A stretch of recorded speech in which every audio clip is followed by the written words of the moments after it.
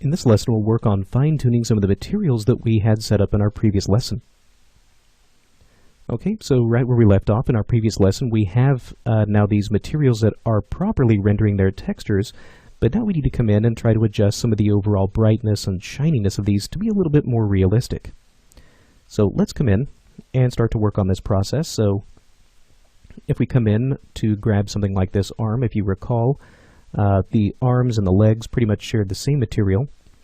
So a quick and easy way if we want to access the materials from the object, if we don't necessarily want to go through the hypershade, a little bit easier way I find is to just right click on the object and at this little pull down menu come all the way down toward the bottom and look for material attributes. That way we can actually jump quickly to the material for this, and we may just need to jump kind of toward the end of this list, and there we go. There's our material substance, or substance 1 material baked.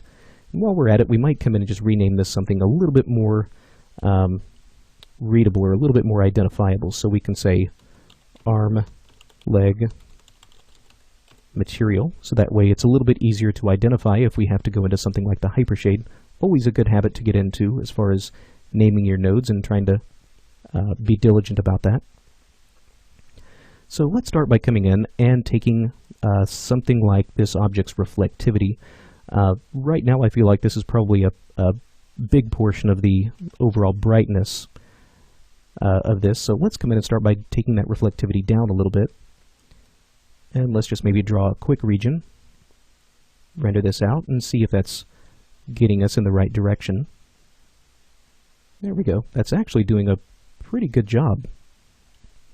So with the reflectivity by default being set to a fairly high value, it's giving us a little bit more of this kind of mirrored-like surface. So what we're doing is taking the reflectivity and starting to drop that down a little bit, just so that it's something a little bit more manageable.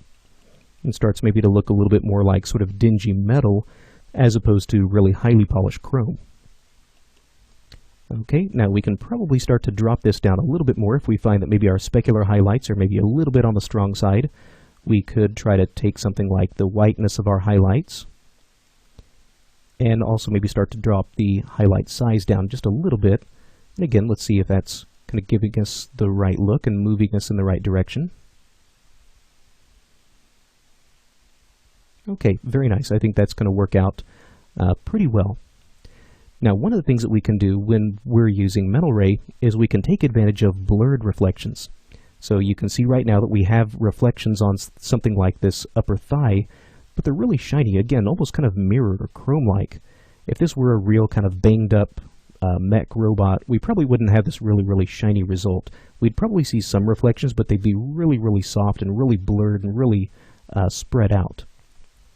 So what we can do is with any kind of a material, we can scroll down, and we're going to open up this Mental Ray rollout. And this is where we can start to access a few attributes and a few material settings that are special for rendering inside of Mental Ray. What we want to look for is this MI reflection blur. So that's Mental Images Reflection Blur. So let's come in and start to introduce a little bit of blurriness to this. At this point, it's sort of hard to say what a good setting would be. So let's maybe try something like 1, and we'll just start from there. So let's now open up this image, and what I'll do is actually save this for comparison, and let's do a little render region, and that way we can actually see if we can tell a difference. So if we get in here a little bit tighter and compare what we had now to what we had before, you can see there's a little bit of a difference, but it's pretty subtle, not much going on. So that tells us we can probably take this reflection blur, and let's bring that up quite a bit higher. Let's start with something like 10 now. I always find that it's pretty easy or a pretty good workflow to start to take some of these values, and if a little bit doesn't work, start to really crank it up. In my case, I've jumped a factor of 10, and then if it doesn't work or if it's not giving you quite the right settings, you can always start to bump down a little bit. Now in my case, I think 10 is actually going to look pretty good. You can see where it's giving us now some reflections in here that are just not quite so sharp and mirror-like. They're still there. You can still definitely see them. They're just now a little bit more kind of blurred out and a little bit softer.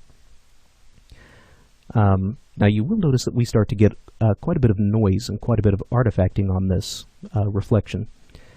Now, if you recall from one of our earlier lessons when we were talking about the shadows, whenever we started to introduce kind of soft shadows into this area, we had to fix some of the noise that we would by default start to get. We would fix some of that noise by introducing more sampling. Now, the same holds true when we start to introduce things like soft reflections and blurred reflections. We start to get some noise and artifact because we have low sampling in those areas. So let's take this and maybe start to increase our reflection rays. So increasing the rays will give us more samples. More samples gives us a smoother result. So let's save that image for comparison. Let's re-render and see if we can tell a difference. Give this just a minute to finish up. Okay, so let's get in here a little bit tighter. Take a look at what we had before and what we have now. You can definitely tell a huge difference in our reflection, noise, and artifact, whereas before it was pretty noisy. Now it's much, much smoother. So as far as how high you want to take this, obviously that is really going to depend on your particular scene and your particular needs. Be careful about taking these values up too high, because as you start to introduce more rays, introduce more samples, that starts to slow down your renders. So what you want to try to do is find kind of a nice balance, something that still looks good, but that doesn't just absolutely slow your renders down to a crawl. In my case, something like 5 is a pretty safe number.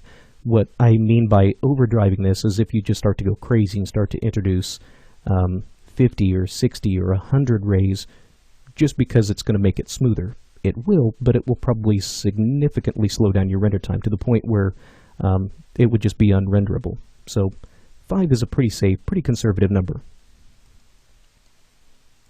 Now let's come in here and let's just see what this is going to look like overall. Before we start to move on to the rest of the body, let's make sure that we actually have this looking the way that we want. Okay, not bad. So let's come in and start to focus on some of these other areas. Looks like one of the areas of shininess is going to be around sort of these little claws. So let's grab one of those claws, right click, all the way down at the bottom. This might be starting to get cut off. We're going to go to the material attributes. There we go. And let's make basically the same settings. So let's take the reflectivity down to something like 0.2 or 0.15, something in that neighborhood. Maybe bring the whiteness down a little bit. Bring my highlight size down a little bit. Let's do a quick render region. There we go. That's now a little bit more manageable, although in my case we could maybe take that reflectivity down a little bit more. Now let's do the same with our reflection blur. Let's come in here and maybe give this something in the neighborhood of maybe 10 to 15. And again, something like 5 reflection rays to make sure we get some nice soft reflections without a whole lot of noise or artifacting. There we go. Very nice. So compared to what we had before, that's now looking much better in that little claw area. Now let's come in and let's see if that shoulder area was fixed by adjusting the claw material, and it looks like it was, so that was part of the same material set.